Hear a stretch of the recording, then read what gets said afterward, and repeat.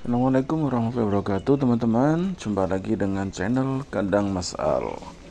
Teman-teman, kali ini Kandang Mas Al akan berbagi motivasi untuk kita para peternak entok agar bisa tambah semangat dan juga semakin tekun dalam beternak entok. Baik teman-teman, akan kita bahas kali ini mengenai apakah bisa beternak entok itu kita jadikan sebagai penghasilan utama. Ini adalah pertanyaan yang menarik teman-teman, yang bisa menumbuhkan semangat baru untuk kita para pemula peternak entok teman-teman. Karena di tengah-tengah kondisi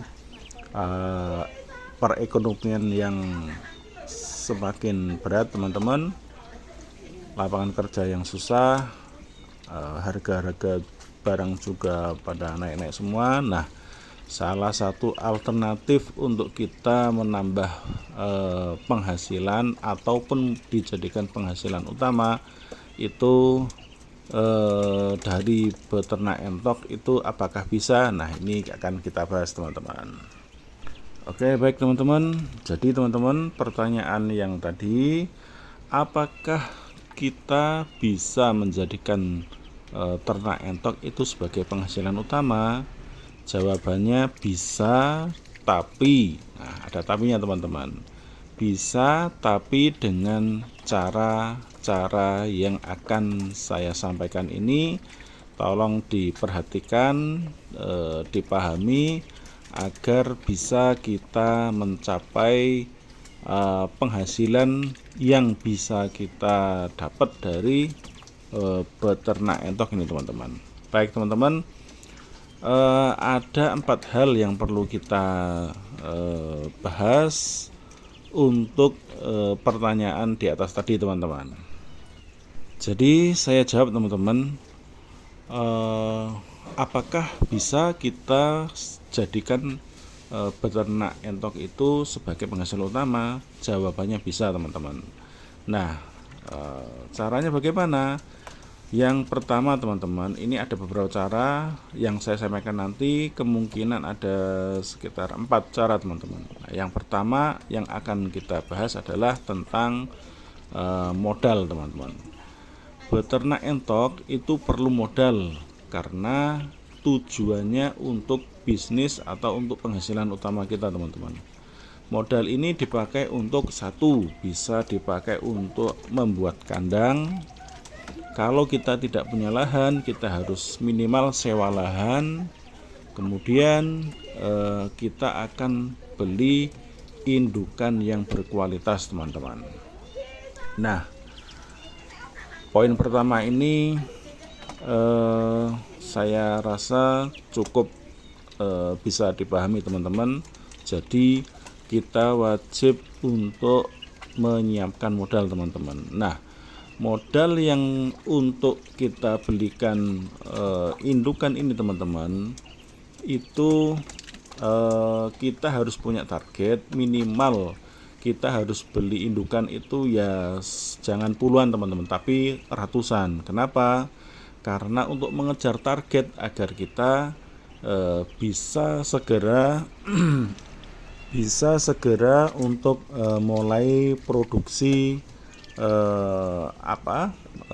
entok kita teman-teman. Jadi maksudnya begini teman-teman, ketika kita langsung beli indukan dan bukan beli entok itu bibit atau anakan, kita akan mempersingkat waktu agar entok itu segera bisa bertelur, kemudian telurnya itu menetas. Nah, setelah menetas baru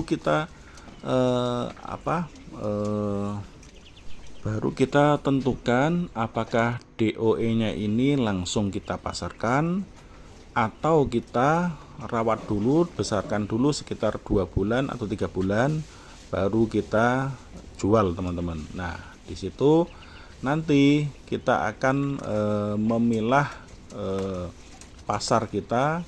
Kalau DOE itu bagaimana, kemana, Nah, terus kemudian untuk pembesaran juga sama teman-teman. Jadi langsung diambil langkah kita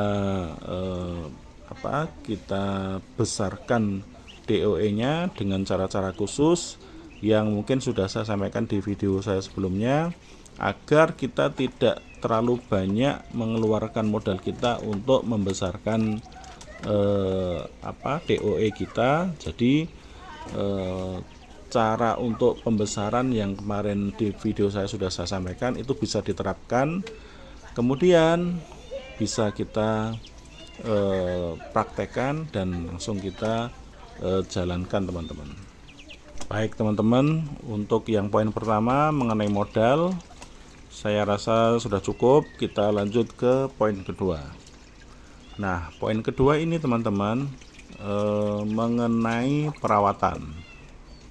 Perawatan ini teman-teman mengenai dari semangat kita atau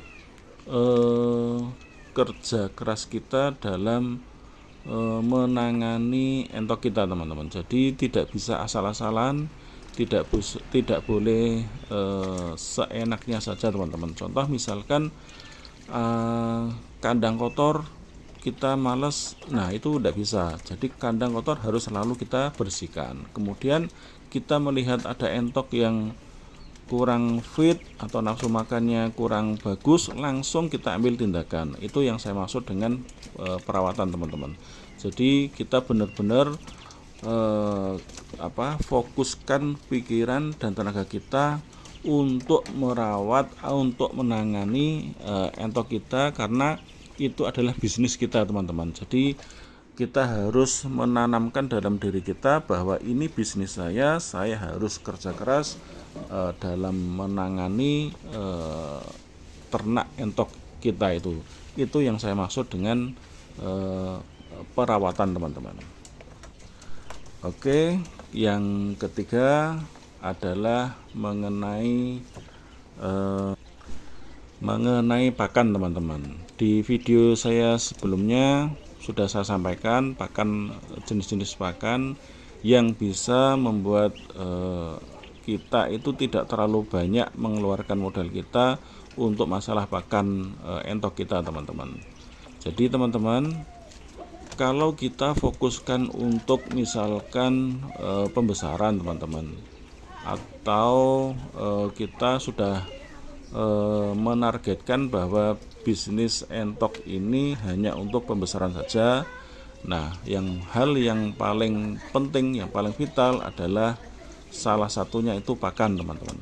Kalau kita 100% beli pakan dari pabrikan teman-teman, otomatis mungkin masih bisa untung tapi sangat tipis teman-teman. Jadi akan sayang sekali kerja keras kita tapi hasilnya tidak sesuai dengan harapan kita teman-teman. Jadi solusinya saya menganjurkan untuk kita itu sekreatif mungkin, atau istilahnya itu sebisa mungkin kita kasih pakan itu kalau tidak bisa gratis ya pokoknya murah itu teman. Murah itu contoh misalkan ini saya sampaikan lagi, kita harus kasih pakan alternatif, misal azola atau eceng gondok. Nah, azola itu bisa kita budidayakan teman-teman, dan sangat-sangat murah, sangat-sangat gampang untuk membudidayakan azola. Kemudian yang kedua adalah eceng gondok. Eceng gondok itu dimanapun ada teman-teman, dan itu gratis. Itu bisa kita ambil, bisa kita manfaatkan untuk pakan campuran dedak bisa teman-teman, dan itu nutrisinya juga sangat-sangat bagus teman-teman. Nutrisinya proteinnya sangat tinggi itu kalau eceng gondok atau azola, karena pada prinsipnya tanaman air itu kandungan nutrisinya sangat-sangat tinggi teman-teman, dan itu bagus banget untuk entok. Dan entok pun juga sangat lahap kalau kita kasih pakan alternatif itu teman-teman. Itu salah satu contoh pakan alternatif. Nah, kenapa saya tekankan untuk pakan alternatif? Karena kalau bisa kita itu kasih pakan semurah mungkin, nutrisinya banyak, entok kenyang, cepat gemuk dan sehat. Itu bisa memberikan kita banyak keuntungan nanti teman-teman. Jadi modal untuk pakannya itu kecil, tapi nanti harga jual bisa tinggi teman-teman. Jadi di situ nanti keuntungan kita. Nah, yang terakhir, yang keempat teman-teman, semuanya itu bermuara pada terakhir ini teman-teman, yaitu pemasaran. Teman-teman harus dicari, harus ditentukan di mana kita bisa menjual entok kita teman-teman. Mau targetnya itu penjualan DOE, mau itu targetnya adalah pembesaran, semuanya harus sudah dipastikan dulu sebelum kita terjun ke ternak entok nih teman-teman. Karena semua sudah kita lalui, modal oke, sudah kita keluarkan, perawatan bagus, kemudian kita tekun, sudah kerja keras, sudah kita kerahkan seluruh daya pikiran, tenaga kita, tapi kita tidak tahu menjualnya kemana. Nah, itu sama saja dengan kerja yang sia-sia teman-teman, karena kita hanya merawat, tapi tanpa tahu menjualnya kemana. Itu teman-teman, 4 hal itu yang perlu saya sampaikan. Dan untuk menjawab pertanyaan tadi, apakah entok bisa kita jadikan penghasilan utama? Jawabannya bisa, dengan syarat 4 hal tadi itu kita praktekkan teman-teman. Jadi 4 hal itu tidak harus dipraktekkan agar bisa mencapai tujuan kita. Oke teman-teman, semoga bermanfaat. Kalau misalkan teman-teman merasa video ini berguna, bermanfaat, bisa di-share, tolong di-subscribe, like, komen, agar semua teman-teman, komunitas teman-teman peternak entok bisa mendapatkan informasi dan manfaat dari video ini. Baik, terima kasih. Sekian dulu teman-teman, sampai jumpa di video berikutnya. Wassalamualaikum warahmatullahi wabarakatuh.